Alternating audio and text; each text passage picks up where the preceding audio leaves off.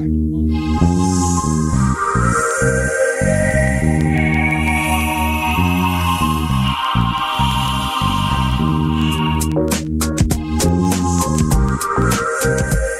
to Just Energy Radio with your host, naturopath and medical intuitive, Dr. Rita Louise. We have learned from Einstein's theory that matter and energy are one. Physicists believe that all systems in nature have their own particular way of vibrating. From the swinging of a pendulum to the waves of the ocean to the light that brightens the sky each day, each of these oscillates at its own unique rate. The same holds true for every thought, feeling, event, or word we speak. Each has its own frequency or rate of vibration. What many of us don't realize is when we take everything in our universe down to its simplest form, it is all just energy. Join Dr. Rita Louise on a journey through time and space where past, present, and future collide. Today, what you believe may be called into question. What we want to know is, who made up the rules? Be brave and step outside the box. We are about to turn our world upside down and venture into the unknown. Hold on. We are departing our own beliefs and entering alternative realms. Enjoy the possibilities.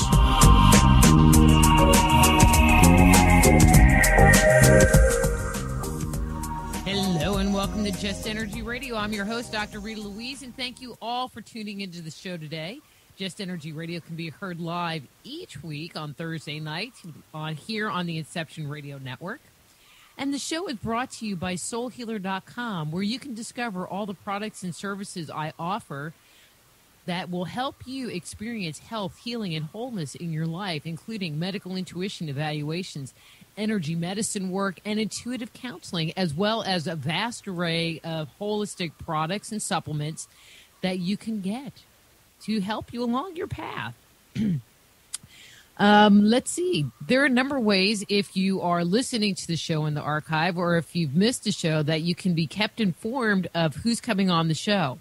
One, you can sign up for our weekly newsletter. You can do that by going to the Just Energy Radio webpage. That's www.justenergyradio.com. While you're there, sign up for the newsletter. We have over 6 years worth of archives of the show that you can listen to. Most of them are in MP3 format. We are now starting to add the YouTube version of it on the webpage, but you can also check out the archive on YouTube. We have a YouTube channel, Just Energy Radio, and we have almost 2 years worth of archives of shows there.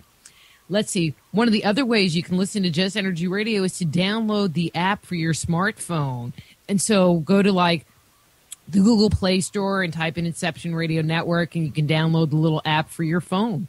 It's so easy and so cool because you can listen to this show as well as some of the other programming in your car while you're driving down the freeway or going on a long trip. It's always excellent. So today we're going to have a good show. In the first hour, we're going to be speaking to Keith Age about spooky Waverly Hills. And in the second hour, we're going to be speaking with Nicholas Brink about ecstatic trance dance. Now, I don't really know much about ecstatic trance dance, but it sounds interesting. Wonder if you get high doing it. That would be cool. Anyway, let me tell you a little bit about Keith and get him on the air. He has been called the legendary rock and roll ghost hunter, mostly because he has over 30 years of experience in paranormal research and because he has been a professional musician even longer. He is the founder and president of Louisville Ghost Hunters Society, which was formed in 1996 and has over 4,000 members worldwide. And Keith, I'm going to let you say your webpage because I keep thinking that there is a typo in it, but it's not a typo. Louisville Ghost Hunters. GHS. No, it's LouisvilleGHS.com. Oh, I'm sitting there going, man, I cannot even pronounce that to save my life. And that's because it's GHS. Now I know everything. And there's actually a funny story why it's that way because back in 1996 when I put the ghost on the internet, went to get the name Louisville Ghost Hunters Society.com and found out it's already been taken. by a Japanese porno site, and they wanted $25,000 for me to buy the name back. So I just went to LouisvilleGHS.com. Well, I just can't even imagine a porn site being a Ghost Hunters Society, regardless of the city. Well, you know, a lot of people will buy every name they can think of and every variation they can think of, and hopefully it'll hit. That one hits. Well, I guess I've just been very lucky, in my pursuits with domain names. At one point in time, I mean, I have soulhealer.com and justenergyradio.com, and then I decided I was going to get RitaLouise.com, but it had been owned by somebody, and I guess they let it go because I bought it for the $9 or whatever you pay for it, and I'm like, cha-ching. Because I don't know that I can afford to buy my own domain back. Oh, yeah. All right, so I went to get my own name at one time, and somebody owned it, and they still do, so I was like, okay, go ahead. If it means that much to you, be my guest. Well, just as long as they don't look like you and sound like you, then that would be a little scary. There's a few of them out there that do, but or they try to, so that's okay. So tell us a little bit about how you got interested in ghost hunting and how you became the legendary rock and roll ghost hunter. Well, I got up here and just had a normal childhood like anybody else. Grew up watching, horror movies, monster movies, especially the Hammer movies from England, and but never thought of anything as far as ghosts or anything like that. And music is what I loved, and that's what I started out doing. And when I was 16, I was on the road playing music, and come back, met this young lady who would never take me to be mom and dad, and I just kind of figured, well, it's because of the rock and roll look. Hair down to my rear end, and the full beard and everything else, and come to find out that it was because she had a ghost in the house, as she told me, and me being young and dumb was like, yeah, right, sure you do. Yeah, really, let's see this. So I finally got to go over there one night and see down the hallway. It was just a little ranch house, and we sat on the couch in the living room. You could see down the hallway, and something kept passing the mirror down the main bedroom, because I could see our reflection. It would just break it. I'd go down there and check it out, and nobody down there. So I kept doing stupid things like calling this thing out all night long, and then finally at the end of the night I went to kiss her goodnight inside the living room, and it was just me and her, and her dad was sitting in the lazy boy on the other side of the room, and we were right in front of the front door, and I just remember bending down to kiss her goodnight, and next thing I know, I was flying through the air, through the front door, through the screen door, and landed about 6 feet out in the front yard. And I was just like, that was so cool. And been hooked on it ever since. So that's how that started. Your first interaction, conscious interaction with a ghost, it was like a really mean, nasty sucker. Yep, very much. Interesting. So, did you marry her? No, didn't marry her. Well, sometimes those stories and then 30 years later, we're still together. Yeah, no, we're still friends. No, I'm sorry. Not married. None of that good stuff. I still play music and go out here. I'm just checking. Do those stuff. And so... Kids are grown now, so I can go do what I want. And so that didn't scare the crap out of you? Well, let me ask you a different question. So how long ago was that? What year was that? I was 16. And so you were a teenager, and so that was like before ghost hunting was ghost hunting, even. Yeah. Back then, that was if you told anybody you were hunting for ghosts, they had the little guys in white suits and nets come up behind you, grab you, Well, see, I mean, I lived in 2 haunted houses, and so, I don't know that I would want to be your friend because maybe you were just attracting them to you or something. That would be bad. Yeah. But well, there was nobody to learn from back then. and all you could do was go to the library and try to find a book on ghost hunting, which there really wasn't any at the time. And, you had books by Holzner and Bruck and a few others, but most of the books at the time were UFOs or Bigfoot. And that's all you really had to go by. So you just did what you couldn't learn, trial and error. And so, I'm kind of curious, how did that progress? I mean, and I'll just share very briefly my story. I mean, I was part of a house healing team. I went to the Berkeley Psychic Institute, and so we would go into people's houses intentionally to clear them, and so there was already a format set up. I mean, for you, how did that evolve? How did that turn into actually pursuing looking for ghosts? Well, at that point, I got up here, between playing music and doing that for several years, and then right in the mid-1980s, people started actually coming and saying, "Hey, we hear you're out looking for ghosts, and we'd like to do this." And I said, "Fine." And we'd go out, and I would just show them, this is how I do it. Doesn't mean it's right, doesn't mean it's wrong. Just people are like, "Oh, you got to be psychic," and I'm like, "No, I'm sorry, I don't think I have a psychic bone in my body." And I still say that to this day. Matter of fact, when we talk about Waverly Hills, you hear the old stories about the guy getting hit with the bricks and stuff up there. Well, that's me. If I was psychic, I would have ducked. I don't like not necessarily. Like yeah. You'd only hope it would. Yeah, it's true.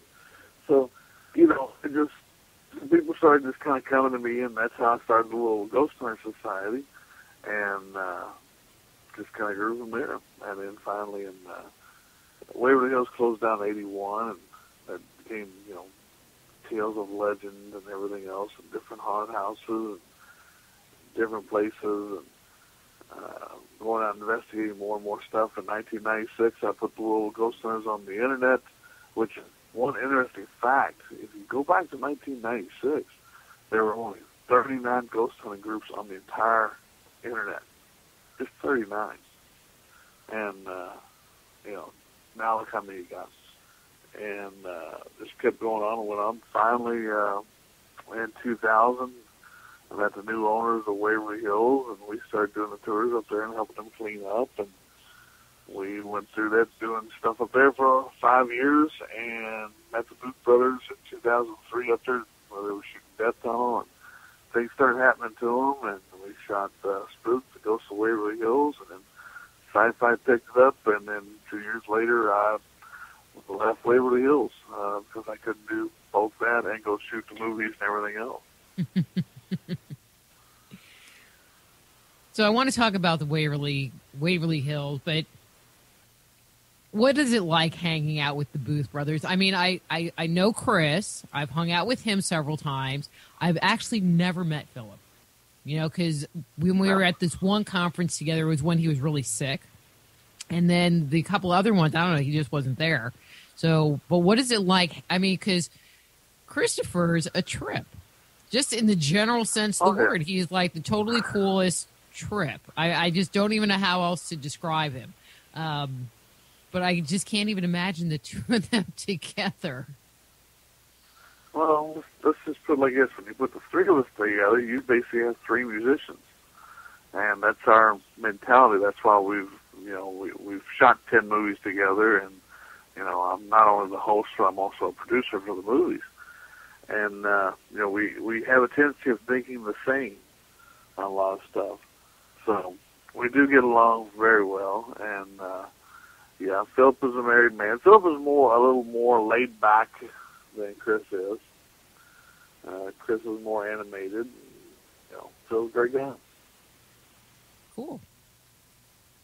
Okay, well, let's. But a lot of people, a lot of them I hear, I can't tell them apart. And I'm like, well, for me it's easy. I guess because I spend so much time around them. Well, I think energetically, just even looking at their pictures, it's pretty easy to tell them apart. And I'm not going to go into why I say that. We can have a private conversation about that if you want, but that's okay. But it's definitely about how they carry their energy. Okay, so we're going to talk about the Waverly Hotel, but let's start with some history. I mean, where is it? When was it built? Just some foundational work around that location. Okay, well, what you got to remember is in the early 1900s and late 1800s, Louisville, Kentucky was the biggest TB death-related area in the country. It had the highest death rate. And it's basically because Louisville was a swamp, geographically, because you have the Ohio River, we have all these mountains around us. So this was an aerial bacteria. It came in, fed on top of us, and just germinated. So, Louisville was very bad, but it was getting hit all over the country, too. So it was an epidemic. And there were a lot of hospitals built just for this, reason, this TB, this epidemic. So it was decided that Louisville would be one place, and this thing was built out on the countryside at the time, up on a hill. And that's actually the second hospital. The first hospital was a 2-story wooden structure that was only based to house 40 patients, so within 6 months it was housing over 200.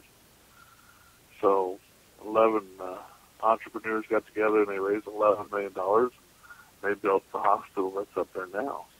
And it was opened in 1926. It was based to house 800 patients and ended up housing over 2,000 in the first years. And people just constantly died. They came up with a lot of different ways to try and fight TB, but they had no idea how to fight it or contain it. They just put people up on this hill, fresh air. They put them out on the foyer every morning in the solarium, let them get fresh air and sunlight, and give them plenty of food. The other way they had to fight them was when they didn't have aspirin back then. They gave them morphine when the pain got too bad. But they did all kinds of experiments up there that we didn't think were barbaric, but they actually invented a lot of things that they still use today, like thoroughbusting dichotomy, where they actually take ribs out of your body. That's still done to this day. Also, you heard of repuncturing your lung? Well, that procedure was implemented up there, and letting your lung heal and deflating the lung, and it was all designed up there. Sorry, I got up to that. My bad. No, I mean, it's a really interesting history. I mean, I've done a couple of investigations at the Baker Hotel here in Mineral Wells, and, they say, oh, well, it's a hotel. And I'm walking around, the downstairs. All right, this is me. So they go, yeah, the spa was on the second floor. So I'm thinking like hot tubs, woohoo, bottle of wine, and that was not what I experienced. And finally, it dawned on me that it was a turn-of-the-century health spa, which basically meant all the sick people were going there, trying to get well, but there was a lot of death. And that's why I'm walking around on that second floor like just about ready to puke because it was just so dense. I can't even imagine setting a place up where basically the expectation is, 80, I'm just throwing a number out there, 80 to 90% of the people are just going to die. And it's just kind of a holding pen for them. Oh, yeah. Because if you walk down the hallways of Waverly, one side is out facing the solarium, and they would put between 1 and 2 people in those beds, and they'd push them out in the solarium every day. If you go on the right side of the hallway, they were usually single-room beds, and they were put there for people who had no chance whatsoever. They just put them in there, and they're like, okay, have a nice life. Yeah, you're right. I mean, this was a hospital where you basically came to die, But if you had any chance in the world of ever getting better, this was it. Wow. I mean, that's just so interesting. It's not what we do today. Well, not yet, anyway. We might be going back to that. Who knows? Yeah. But I think they didn't really have any method of dealing with it. I mean, even when you see pictures from like World War I or World War II, where, they're dealing with the sick and the ill, where there's a lot of people. They just kind of like stick them all in one spot and try to take care of it. Yeah, I mean, this was an epidemic, and they call it the White Death and the White Plague, and basically because it attacked your red blood cells in your body, and that's why when you hear people say, "Are you going to cough up a lung?" Well, they literally did, and this thing attacked the red blood cells. It also attacked the brain and the bone marrow, but it mostly went after the respiratory system. And that's why everybody calls it the coughing disease and stuff like that, because about 80% of them died from coughing up their lungs.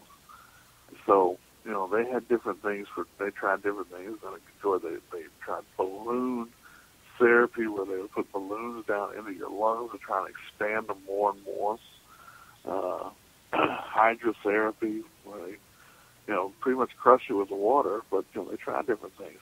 And well, that was high tech for that period of time, hydrotherapy. I mean, some of the stuff you're talking about was the thing, was the kind of alternative medicine at the time. Mm-hmm. And they also, they made history by, they were the first place to ever have tanning beds in the country. And what they did was, it wasn't against the law for family to come and see other family members, but, that old saying, leave a good-looking corpse. Well, you're a ghastly pale white, and you didn't want to look that bad when your family came to see you. So they would take you to the sunning room. And, the lamps you see in Arby's. Mm-hmm. Those, like, ultraviolet or infrared lights. Yeah, that's what they use to cook the meat. And sure enough, that's what they used to give you a tan. So you'd look halfway decent when you met your family. And a little bit of mustard, and you'll taste really good. Oh, my God. Yeah, horseradish sauce, yeah. Oh, horseradish, yeah. Goes with the beef. And I think it's interesting because wasn't it around that period of time that, well, maybe it was before that they had the whole influenza epidemic? Wasn't that like 1912? Yeah, influenza, and before that was anthrax. So they were, even though that was going through the cattle, because they ate the cattle, it was given out to the humans. So it wasn't as bad as the influenza or the typhoid, but and then all of a sudden now you got TB, and they didn't find a cure for it until '56, and that's when they finally found it, and it basically eradicated TB overnight. Because I can remember when I was a kid, having to be in school and getting a TB shot in my arm. Or the little pricker test with the little 4-prong thing to see if you, like, react kind of thing. I remember that one. Yeah, no, that's after my time. I remember this big silver gun. They shoot you this thing, and this big knot rises up on your arm. But, it was not. It was painful. Let's just put it like that. And so you were saying something about going there and helping them fix it up, but what's that backstory? What actually took you there in the first place? I mean, did you know that it was haunted before you went there in the first place, or did what's that story? Yeah. This was the place to go when you're a teenager to break into and party and scare yourself to death. This was the local haunted house. This was the castle up on the hill. And still looks that way. But back then, like I said, it closed in 81. This was 2000. So you had every kid in the world up there stealing all the copper and breaking the toilets and the sinks and every window. And so you have all this dust and dirt and grime up there. So, yeah, we helped them clean it up and trying to get it ready, and we started giving the tours up there.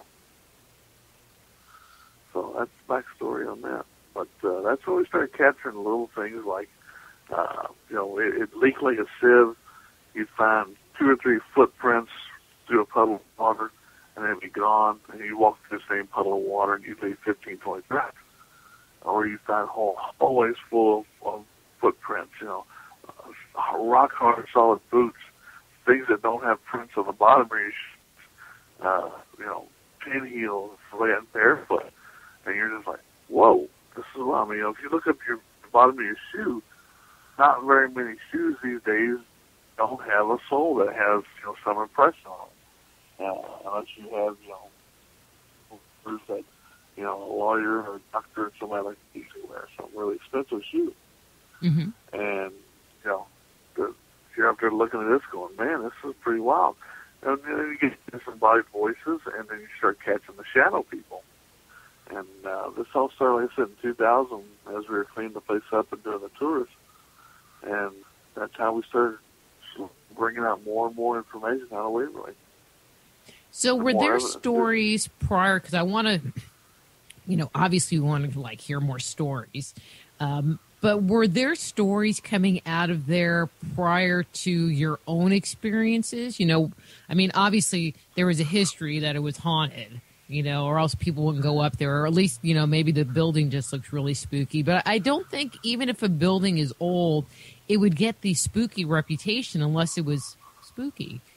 So did it already have stories coming out that people were saying, they had some kind of experience in there prior to the materials that you started documenting in there? Oh, Lord, yeah. I mean, you had the tales of every night a woman comes screaming out of there, her wrist is slit, and she disappeared, and little things like that. Also, people can hear the bell tower ringing and screams and moans. The place is lighting up, and there's no power up there. Well, we pretty much dismissed the whole somebody running out of there with a wrist slit. Never saw that happen.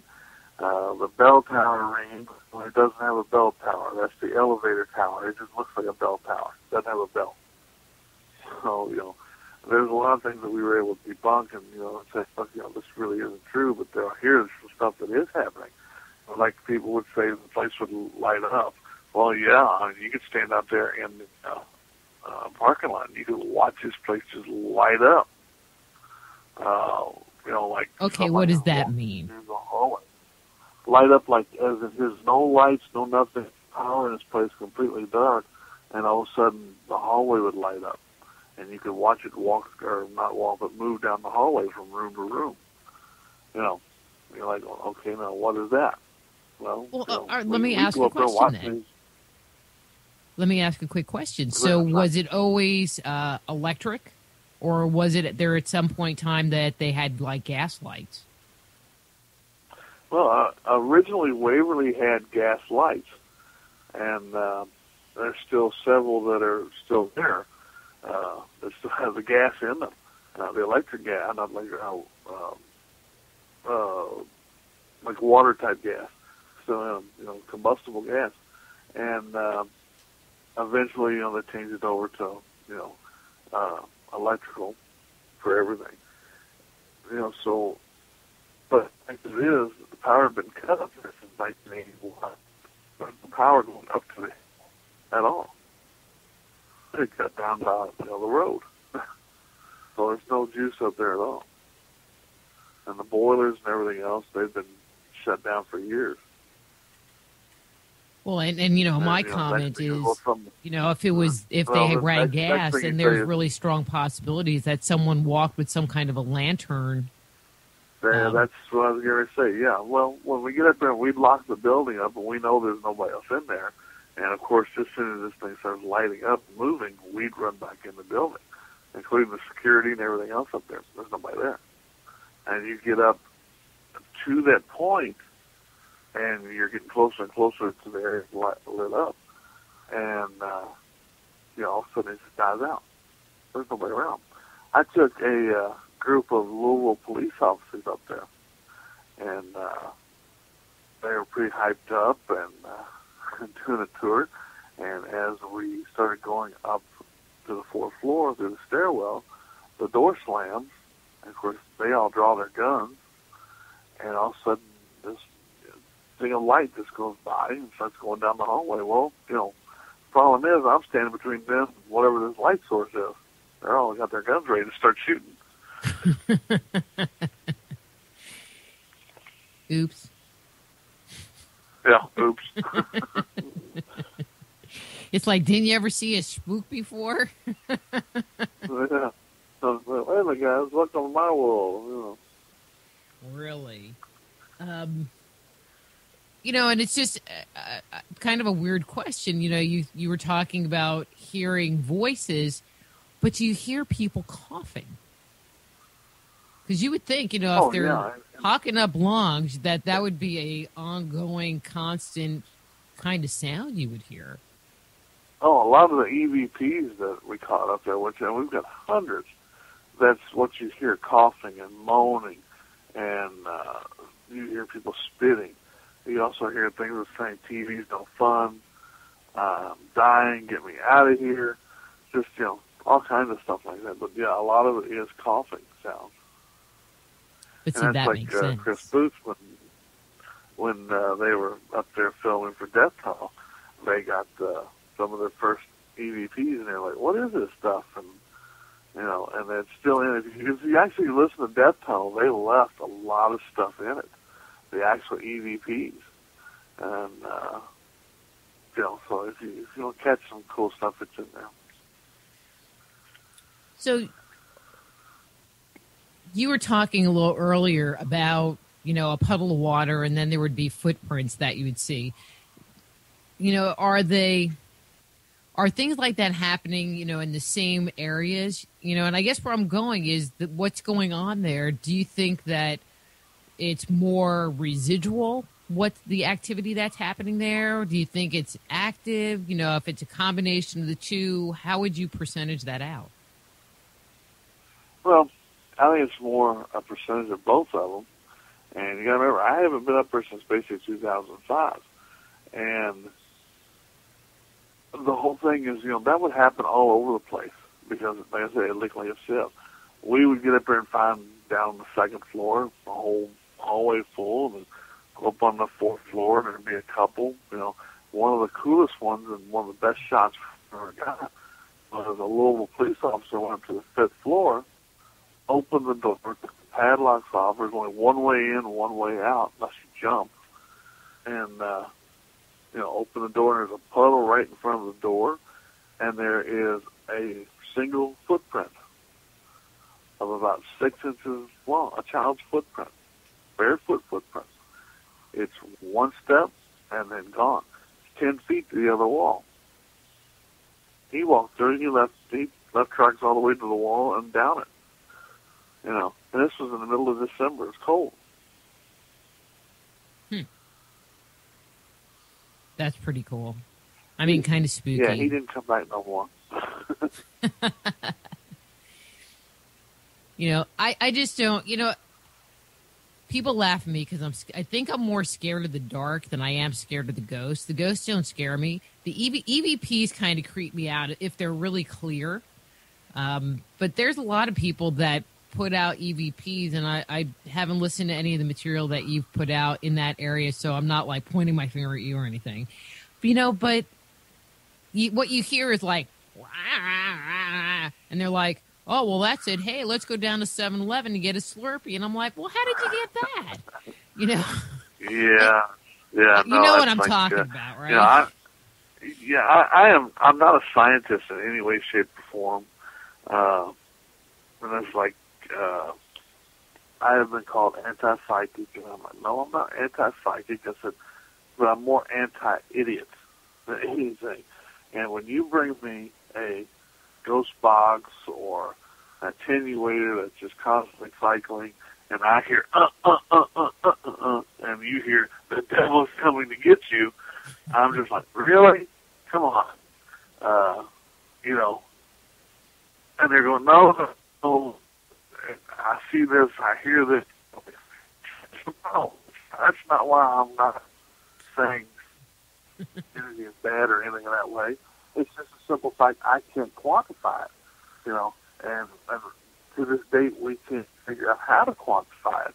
I would love to get up here and find someone that really has the gift, and they say, okay, this is the ghost of XYZ standing here, and he's smiling. He wants to shake your hand, and yada yada yada, and we could actually prove that. I wish we could do that. That would be great. Well, that would be great. So it would validate a whole lot of stuff that I do. Yeah.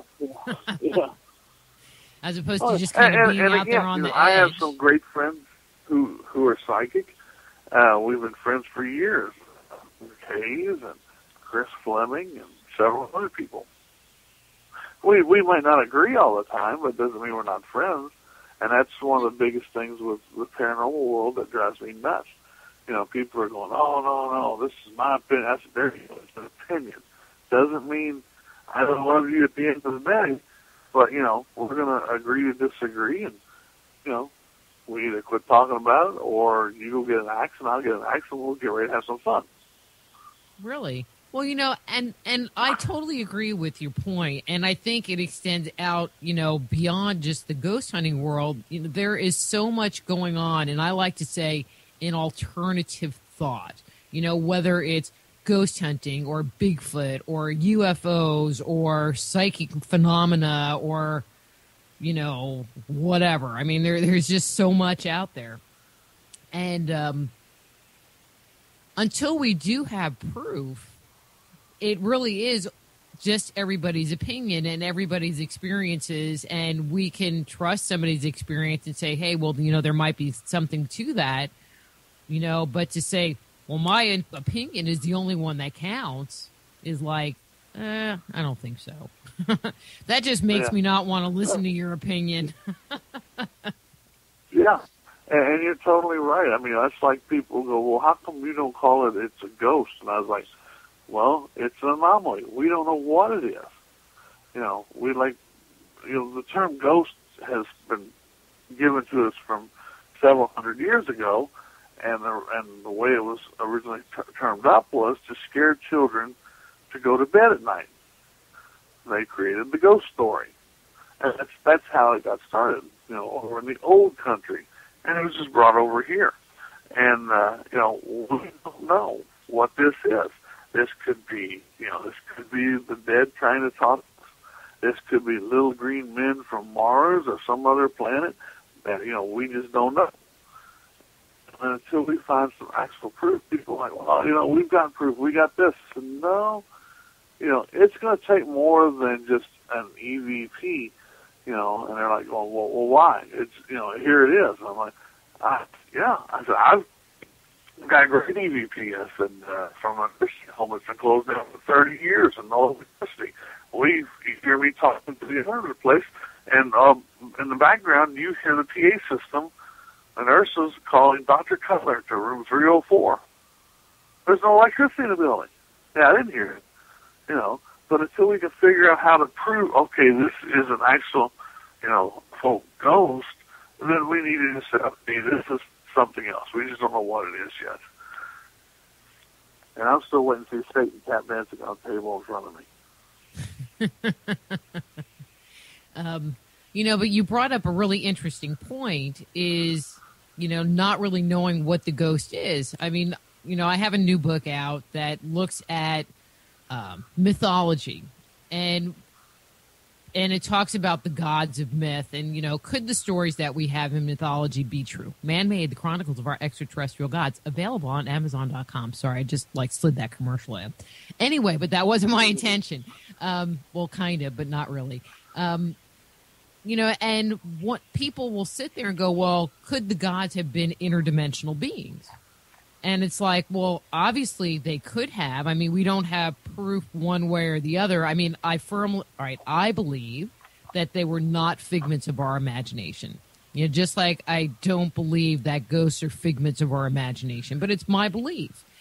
But when you even take that concept of, an interdimensional being, that's still a ghost still qualifies as that. A spirit guide qualifies as that. An angel qualifies as that.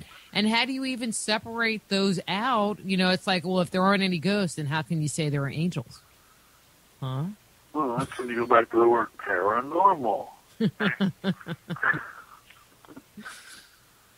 I mean, it's what it falls under. It's either above the norm. And so that makes it paranormal. And, I'm totally with you. When you get back to the Greek and Norse mythologies and stuff, yeah. And you get back to the pyramids, let's just say, we weren't visited by some interdimensional travelers that, helped us grow just a little bit. Mm-hmm. And we don't know. I mean, that's the whole thing. We don't know. And putting it out, and that's why I appreciate your take on things, putting it out like, well, it definitely was, and this is how it happened. On Thursday, they came down and built the pyramid, and, it's like, right. And you got that where? Anyway. Yeah. So you seem like a pretty grounded, not really spooked out guy. So you shared your I don't want to say that. Your christening story, your ghost christening story when you were 16. You got to remember, I am an old musician that grew up in the, playing music in the 80s, 70s, 80s, and 90s, and I don't have a lot of brain cells left to be scared, But no, the question I want to ask. Yes. But the question I want to ask, have you, in all of your years doing ghost hunting, what was the spookiest thing that you've had happen to you? Creepiest, spookiest, weirdest. Pick one. I'm game. Again, I have ever yet to be creeped out or spooked. My natural reaction when something like that happens is, oh, cool. And they've caught me on tape doing that, even on the TV shows, for sci-fi that we do. My usual reaction is, what the hell is that? Or cool, because it's just an automatic of, I can't automatically tell you what just happened or why it just happened. So I have yet to ever actually get, I told people a long time ago, I'll go kick a door in. They're like, well, why? And I'm like, well, I'm more worried about who is on the other side, not what. Mm-hmm. One of the best things that happened was, it's not real paranormal, but we were filming for Children of the Grave, the first one. And we were out in the middle, we call it the jungle, but it was actually in Arkansas, out on the reservation, and these schools were just abandoned, and we were walking through, and it literally looked like a jungle, but it was, just woods had grown up. It was overtaking the buildings. And it was getting dark, there's no power, no nothing, and we walk into the school, and of course, the minute you step on Indian land, they took my gun away from me, and so we walk in, the only thing I've got for a light source is my thermal imager. So I'm walking, I've got another guy behind me, his wife behind that, and another guy who actually has my gun at the very end. Well, as I walk in, I step on what I think is a big branch. And as I step on it, I start to walk over it and move across, and you hear, "Arr." I'm like, okay, that wasn't cool. And the guy behind me goes, man, I really hope that was your belly growling. I was like, no, I was kind of hoping it was yours. And I said, look, why don't we wait till we get the rest of the crew in here and let's get some light. I said, let's just slowly back out of here because we don't know what it is. So as we're backing out, I step on it again, and it growls. Well, the next day, as I'm going through the images for the thermal camera, you can see where I stopped. You can see the camera slowly starting to come down, and you see my feet, the ground, and you see what looks like a big branch on the ground, but it's lit up, it's got heat to it. And you see my leg, and then there's this image right behind me that I can't figure out what it is. Well, finally, after an hour, I took the image and turned it upside down. It's a big panther sitting there with his mouth open, getting ready to swipe me because I've stepped on his tail twice. Oops. So I'm going to get hit. So, but not if you didn't get a but picture, it happened while we were filming. If you didn't get a picture, you could have said it was Bigfoot. Oh no, you could tell this thing was a panther. Well, rats, but you could have said it was Bigfoot. It was a panther. So that would have been a good one. Paranormal investigator at panther. Well, I mean, that would be, it was dark. Anything in the dark, in my opinion, is spooky. So, panther, ghost, spooky. So, yeah, that's pretty good. Let's see, where do I want to ask you? All right, I'm going to go back to the Waverly here a second. So you talked about the footprint. You've talked about some of the EVP. What was the most, and I'd like to hear maybe a couple of different examples that you might have, but what has been some of the most compelling pieces of evidence that you've recorded? Well, one of the best things, and again, I'll go back to Death Tunnel. When they were filming Death Tunnel, they brought me one daily, and they said, "What is this? What is going on?" Well, they did what I call a blonde in the shower death scene from the independent features. They all have one, and they about drowned this poor actress. Like, what is this? Well, they reshot this scene 26 times because of, they thought, technical problems, lighting, the water, this, that, everything they could think of. Well, yeah, they're showing the young lady, she's sudsing up her hair, she's facing the camera, and then behind her, this black blob just kept moving in behind her and stopping. Sometimes it would come in from the top, sometimes it would come in from the bottom, but this went on for 26 takes. And if you actually go watch Death Tunnel, they left it in. Well, so Philip Booth, he has me look at it, and I said, "Well, it's a shadow person, man. Welcome to my world." And he looks at me in his best British accent and goes, "Well, what's he doing in my shop, mate?" And I just told him, I said, "Well, I guess he enjoyed the view, I said, "What the hell y'all doing a shower scene in here? Where'd you shoot this at?" And there's no water, there's no electricity there. And they brought it over, and I was like, "Oh, you shot it in the morgue. Great place. They'd hooked up hose through the window to a shower head and shot this in the morgue." I said, "Great place to do it." I really enjoyed it. So that's one of the best pieces of evidence on tape, actually. And like I said, they left it in the film. Well, it sounds like the Booth brothers really didn't have a whole lot of paranormal experience until they met you. No, they really didn't, and that was the whole point of doing. Like I said, they came there to shoot Death Tunnel, which was just a low-budget, independent horror movie. And while they were there, all this stuff started happening to them, and that's when we got the idea to shoot Spooked. So we shot that, and Sony picked up Death Tunnel, and Sci-Fi picked up Spooked, and it just exploded after that. Matter of fact, the next day after it aired, they were like, "What else you got?" And we're like, "Oh, duh, let's think about this." That's when we actually came up with Children Ghosts, and so it became Children of the Grave, but the original name was Creepy Kids.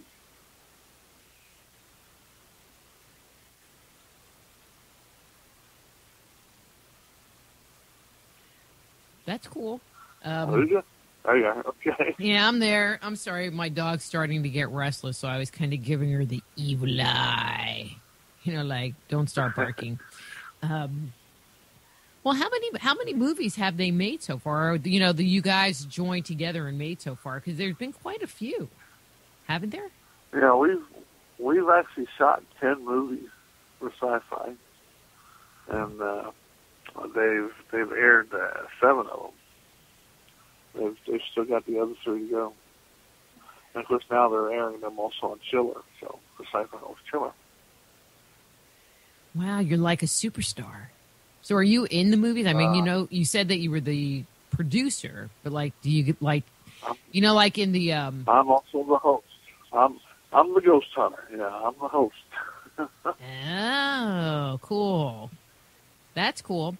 Well, actually, since you're in them and everything, see, I didn't know. I'm really not a horror genre person, so I'll admit it. I haven't seen any of the documentaries movies, on even though Ghost I love, Christopher and everything, but I'm bad. Well, I said the movies that I've shot with them, they're actually documentaries on ghost hunting in different places. They're not horror movies. The only horror movie that I was dealt with was Death Tunnel, and I was just an advisor up there at that point. That's how we just got started with everything. Well, see, now you're educating me. Okay, so then talk about these movies. See, I was always have the impression. Now I'm really embarrassed. I was always under the impression that they were kind of like horror movies. No, huh? Well, I mean, one of the things with the Booth brothers is, they are actual filmmakers, and Philip knows how to get a shot and knows how to make it just look great. And it's story. With them, story is everything, and then whatever I capture or are able to capture is just icing on the cake for the story.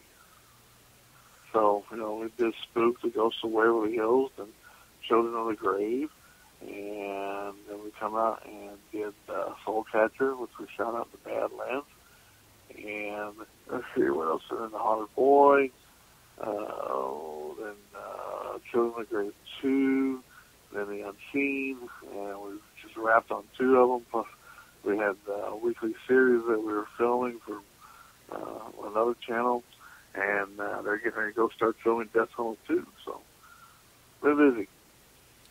Sounds like it. That's pretty cool. Yeah, and while they're out filming the horror movies and stuff, which they are doing right now, me and a couple other guys in the paranormal field, we're going to go film a few things of our own in the paranormal genre. Uh-huh. And which, it's probably going to have a musical theme to it. That's what I do. Like I went and shot a thing with the Kentucky Headhunters. And you're cracking me up, Keith. You're like cracking me up, and I it's like you'll say something, and then my brain just starts processing what you're saying, and I think, all right, and I hope this just doesn't sound too weird to you, but anyway, I'm just going to tell you anyway. But you're, and I'm going to say your spirit guides, because I don't really know what other word to associate with them, are hysterical, because you're talking, and then I get these very weird thoughts in my head. Which is usually like your peeps communicating with my peeps, and then I get weird stuff like you're saying, oh, well, and then I put music to it, and I'm like, ooh, it's going to be like a ghost hunting musical. Opera. Well, I was thinking more like, the Music Man or, Mary Poppins. Camelot. Lerner and Lowe. I mean, because they never... Do you know who the Kentucky Headhunters are? Uh-huh. You ever heard of them? Mm-hmm. Okay, well, I mean, we all grew up together, playing music. Matter of fact, I've known them all the way back when they were called Itchy Brother, and before they became the Kentucky Headhunters. So, we all go way back, and Blackstone Cherry, which is a huge band right now, they are the sons of the Kentucky Headhunters. And there's an old 1800s farmhouse that they all practice at. And I've been there, played there when I was a kid, and it's supposedly haunted, so we've investigated it. Had a few interesting things happen there, so we're going to be doing some stuff like that. That's cool. So the place that they practice at, is that haunted too? Yeah, it's just an old farmhouse, yeah. Well, just because some place is old doesn't necessarily mean that it's haunted, though. Well, no, they've had things happen to them, and there was an actual death there on the property in the house. And they think that's who it is. Let's just say we were there and had a cameraman filming as I'm interviewing Blackstone Cherry, and he looks down there at a bottle of moonshine on the ground. They saw him, and you can have that if you want. And he goes and puts it out in the truck. Well, as we're filming later on, about 2 o'clock in the morning, the cameraman, he says, "Can I ask a question?" I said, "Sure." So he says, "To the person who resides here, is there anything we can do to help you, whatever you need?" And we got this reply back and said, bring the alcohol back. And he about flipped out. He quit right then. The ghost said that? Yeah, we were using what was called the puck system, where you type it in, and if you get an answer back, it's pretty interesting. And you mostly get gibberish, but yeah, when he said, "What can I do to help you or make you feel better?" That's what came back. Bring the alcohol back. Okay, and what's the? I mean, I don't know that I've ever heard of that. A pug system? Puck. P-U-C-K. Puck system. And it's just it's a computerized system with sensors, and it reads the electrical energies in the room and various other different things, heat, sensors, and everything else. And it speaks by English. By Bill Chappell. And it speaks English. Sure. Sorry. So any project coming up? I mean, we have about 4 minutes left, so I said we got that. We also have the Mid-South Paranormal Convention coming up in August here in Louisville. Right. So who all's going to, I mean, because that's a big event, Mid-South Paranormal Conference. Who all's going to be speaking at that this year? Well, you've got me, Chris Booth, Chris Williams from Ghost Hunters International going to be here. Eric Altman, who is really big, will be here. Bill Bean will be here. Michelle Berlanger, sorry, she'll be here. Beth Brown, Rosalind Bound, Brian Byers from Discovery Channel, Daryl Campbell, Lori and Ron Coffey, who are also into the cryptozoology, and I have my friend John Dugan coming in. John actually played Grandpa in the original Texas Chainsaw Massacre and the new one that just came out. Mr. Ken Gerhardt coming from Texas, one of the biggest cryptozoology people in the country. Me and Ken are friends. Mr. Rick Hayes. Yeah, Ken's a good guy. Mr. Rick Hayes will be here. He's a staple at the Mid-South. And then my buddy, Jimmy Hampton, will be coming up from Texas. And a lot of people know Jimmy from his movies and things of that nature, but him and his wife are avid ghost hunters. Do you know who Jimmy Hampton is? I don't think so. That name doesn't sound familiar to me. Okay.